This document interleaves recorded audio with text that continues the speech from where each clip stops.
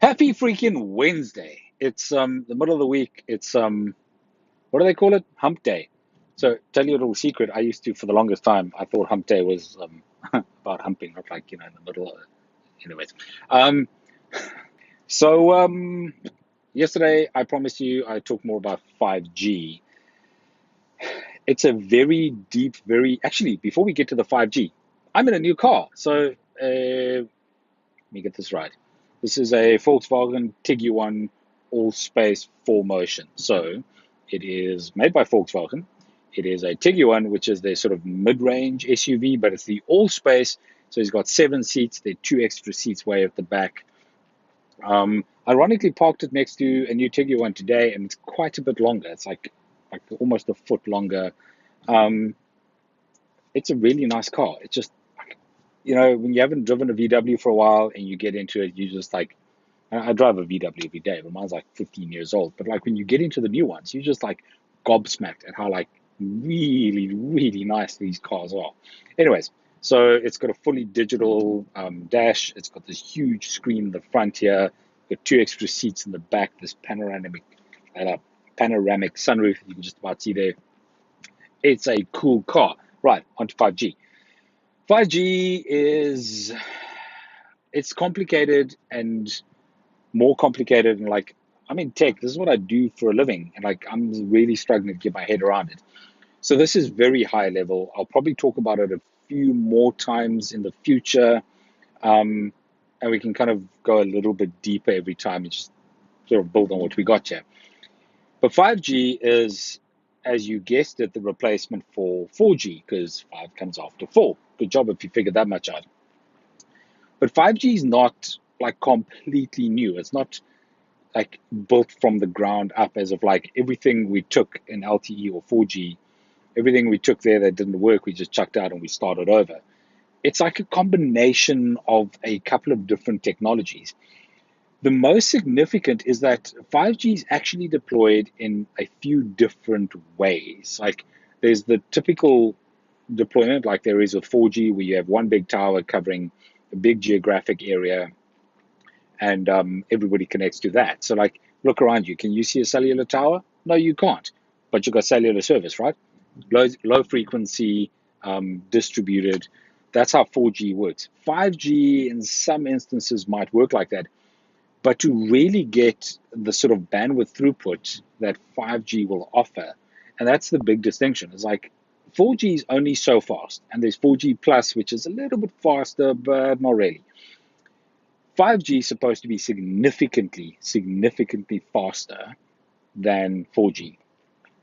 And the only way really to achieve that is to run 5G in sort of a more dense environment. So they literally are talking about having a antenna or a cluster of antennas every 500 yards, which translates to, is it 500 yards, 500 feet? 500 feet, sorry.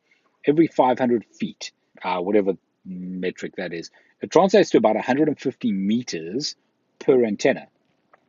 So to get 5G and it's really a high-end sort of speed, you're going to need an antenna every 150 meters.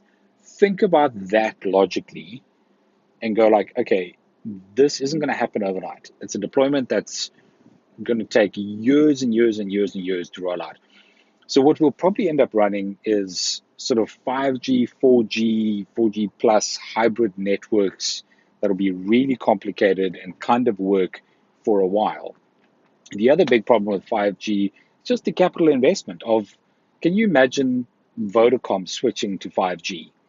They would have to go and replace every single antenna that I mean, it would cost billions and billions and Billions and billions and billions and billions and billions and billions and billions. that's not really that practical. Um, so that's why 5G is kind of, it's more about the delivery of being able to get lots of bandwidth to lots of people in a geographic space. And it's less about sort of the tech at the back end. The reality though is like the 5G deployments are actually probably going to happen over, I don't know, 2 years, 5 years, 10 years. And it's going to be this sort of gradual shift from 4G, 4G plus to 5G as antennas get replaced and upgraded and replaced and upgraded. That's a more likely scenario for 5G. So manufacturers dropping 5G on their phones, that's awesome.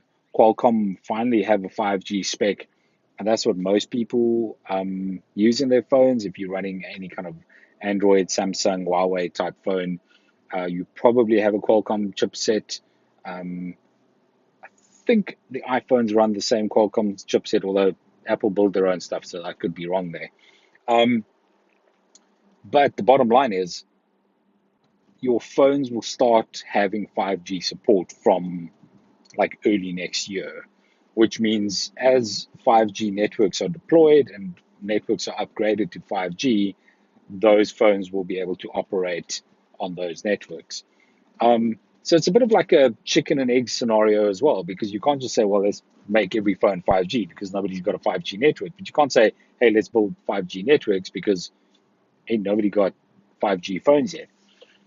So they kind of need to coexist for a while before we can truly say that we've switched to 5G and that all that stuff, all that cool stuff works.